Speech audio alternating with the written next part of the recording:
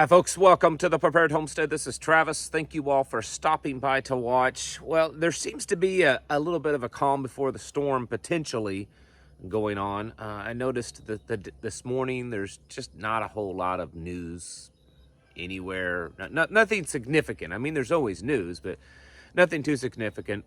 I've noticed yesterday there was a bit of a slowdown. And that could be a good or a bad thing. Regardless, it is a thing that does happen. And sometimes there is a calm before the storm, as we've all heard many times before. And so I think a lot of people might be wondering if that's going to happen. I mean, we've been hearing for days and days now that there's going to be an invasion in Gaza, and that will greatly escalate the whole conflict in the Middle East, and that Iran could very easily be involved, and then the United States could be involved with Iran, and then now China's in the region or headed to the region. Russia seems to be getting a little bit more mobilized for that area. There's all kinds of stuff, and there's all kinds of rumors. I mean, just yesterday, there's rumors that, Putin had a heart attack.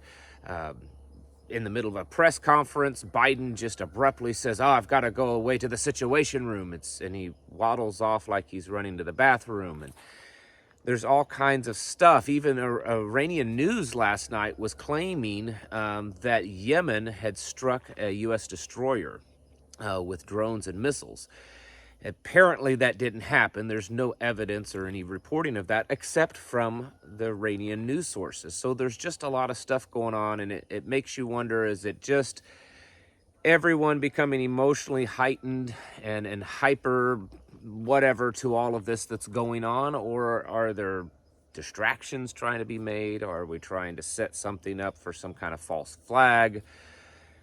I don't know, and I think that sometimes we probably overanalyze stuff and we over-focus on things because it is intense. It is dangerous. It is we really are on the edge of a massive war, and it still remains to be seen as if we'll push just over that edge. I think that most of you would assume and agree that we probably will. We just don't know exactly when or how that's going to happen. But there's still a lot of other stuff going on. And so we can't just become focused in one area that kind of distracts us from other areas. I mean, look at the money situation, the economy, CBDC. Just the other day, the president of the European Union announced that CBDC is a thing. Guess what, folks? Surprise!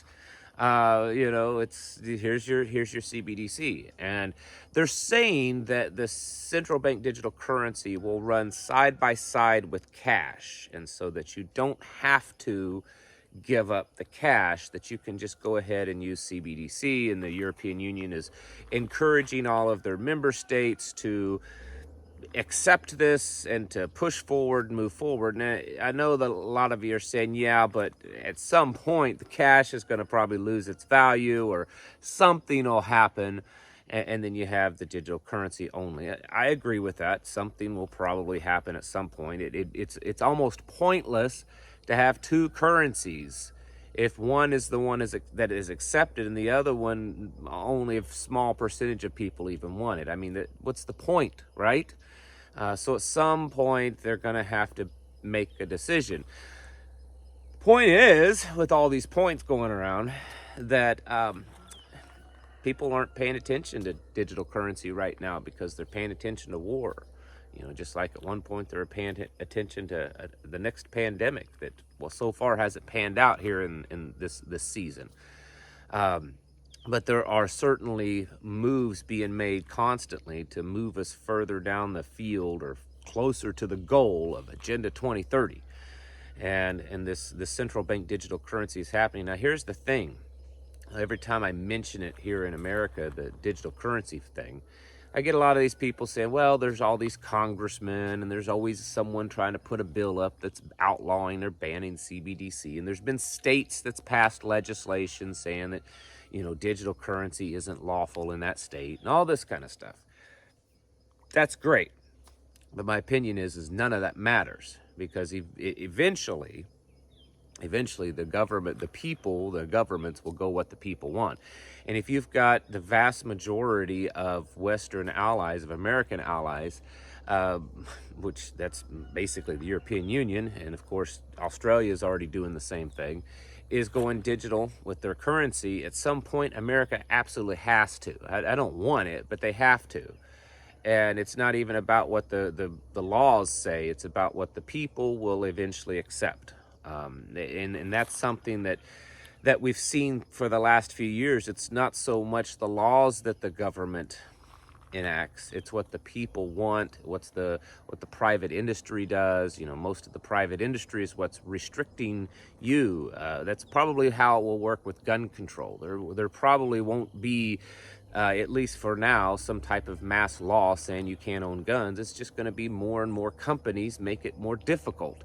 Just like right now, it's happened to me recently trying to purchase ammo. I mentioned that in a video, and I've talked to several other people that's tried to purchase guns or ammo using a credit card, and their credit card companies aren't allowing the purchase to go through.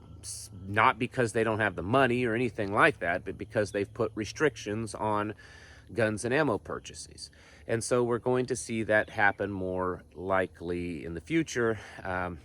And the digital currency is going to become a thing. So as much as we are really hyper focused right now in the Middle East, because it is important, let's not forget that there are many other things going on, which is escalating everything. There's always stuff going on behind the curtain, folks.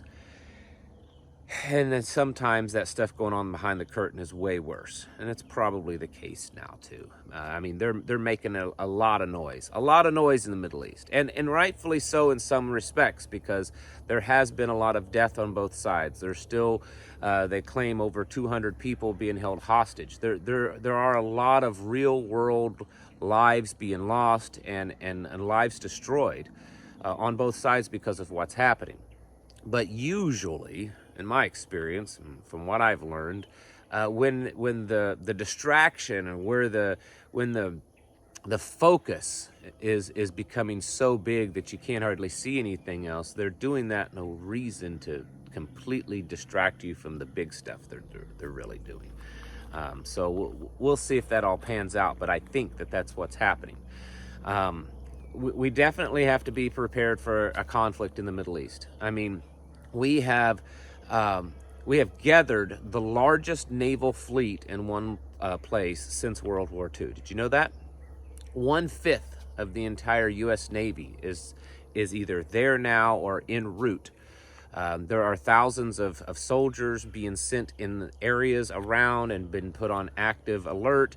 And then there are thousands more that are being deployed over there. And then there are thousands more that here in the United States or in other bases that have been notified that they need to be on ready to deploy status. So we're building quite a large force in the Middle East for what appears to be another very large war. And I think this time will be different because it's a very much of a regional war. You know, the last times that we've been there in Iraq, I know that other countries were involved, but pretty much everyone sat back and let us go in and deal with Iraq on our own. I don't think this is going to be the case. Israel's very much involved in this, which means that everyone in the Middle East is involved in this. And of course, that's going to bring in China and Russia because they have a lot of assets there. They have a lot of, well, you know, they've done a lot of work to control areas. And so if this happens here, and I've heard people over the last, I've been hearing probably 6 months to a year, various people pointing out how they believed World War III was going to start in the Middle East, that it wasn't going to be in Ukraine, it wasn't going to be in Taiwan, that it would start in the Middle East. It's very possible that those people are correct because there's so much being pushed into that area. You know, the part of China's fleet, six ships, I know not a big deal, but 6 ships have been sent over there. There's just a lot of activity in that area. So the possibility of something popping off, I think, is becoming pretty likely at this point.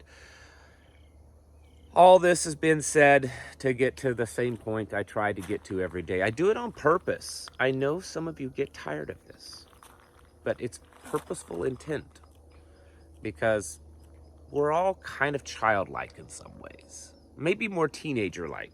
If you have a teenager, I think you're going to understand this. You know, they're a little belligerent, a little stubborn.